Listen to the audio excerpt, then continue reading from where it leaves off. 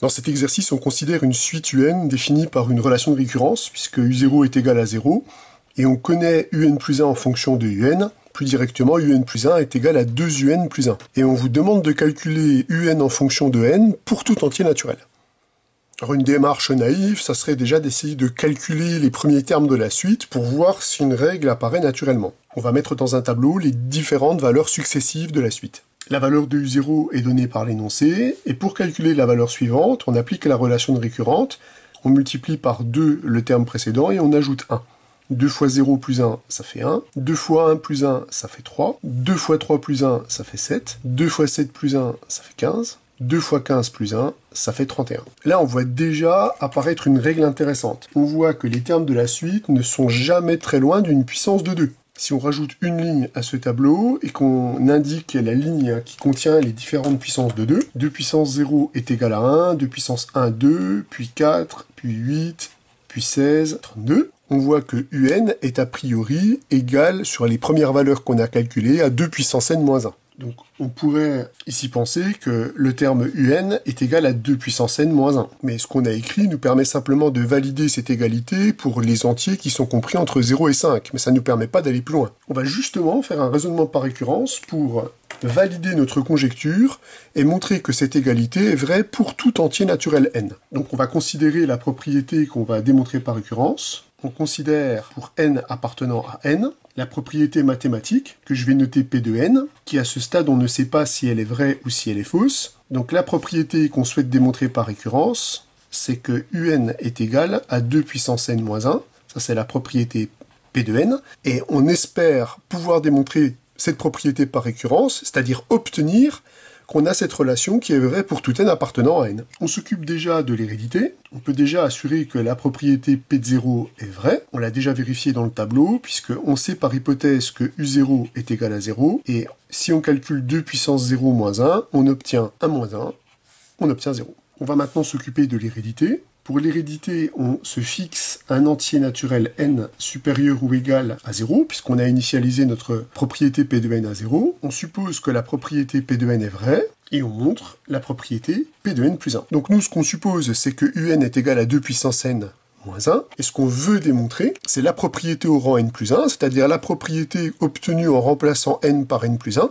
On souhaite démontrer que UN plus 1 est égal à 2 puissance n plus 1 moins 1. Pour ça, on dispose de quoi ? On dispose d'une relation de récurrence. Donc on a justement une formule qui nous permet de passer de ce que l'on connaît, P de n, à ce que l'on veut démontrer, P de n plus 1. Comme l'objectif c'est de calculer UN plus 1, j'utilise ma relation de récurrence, qui fait le lien entre UN plus 1 et UN, puis on utilise notre hypothèse de récurrence.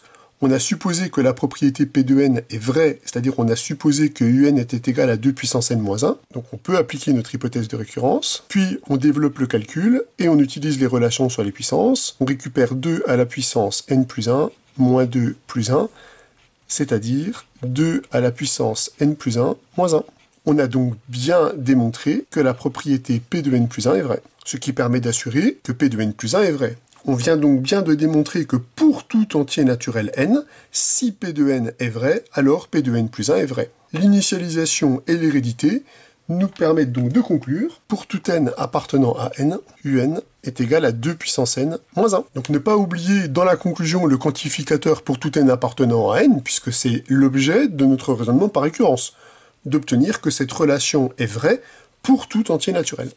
Je vous propose maintenant une autre approche pour déterminer le UN en fonction de n quand on a une suite récurrente qui est définie par une relation de ce type, puisque là vous reconnaissez une suite arithmético-géométrique. Eh bien, le plus efficace, c'est de ramener le calcul de UN à celui d'une suite géométrique. Je vais noter L, l'unique nombre réel, tel que L est égal à 2L plus 1. En fait, si cette suite UN converge vers L, sa limite vérifie cette équation. Donc j'écris l'équation vérifiée par la limite, sous réserve que la suite soit convergente, ce qui ne sera pas le cas ici pour le coup. Mais je considère l'unique solution de cette équation. Alors cette équation, elle est facile à résoudre, puisque l'unique solution de cette équation est égale à moins 1. Si vous notez la relation de récurrence vérifiée par la suite UN, et si vous notez l'équation qui est vérifiée par le nombre moins 1, qui serait la limite éventuelle de cette suite, si vous faites la différence de ces deux égalités, vous allez récupérer que UN plus 1 moins L est égal à 2UN moins 2L, ce qui en factorisant donne 2un moins L. Vous récupérez donc que la suite un moins L est géométrique de raison 2. Or, pour les suites géométriques, on connaît l'expression du terme général. On peut donc dire que un moins L est égal à 2 puissance n multiplié par u0 moins L. Or, comme L est l'unique solution de cette équation, on avait déjà vu que l'unique solution de cette équation c'était moins 1, et comme u0 est égal à 0, on récupère ici que un va être égal à 2 puissance n multiplié par moins L, donc 2 puissance n, plus L, qui est égal à moins 1. On récupère par un autre biais le fait que un est égal à 2 puissance n moins 1. Pour les suites arithmético-géométriques, cette technique-là marchera toujours.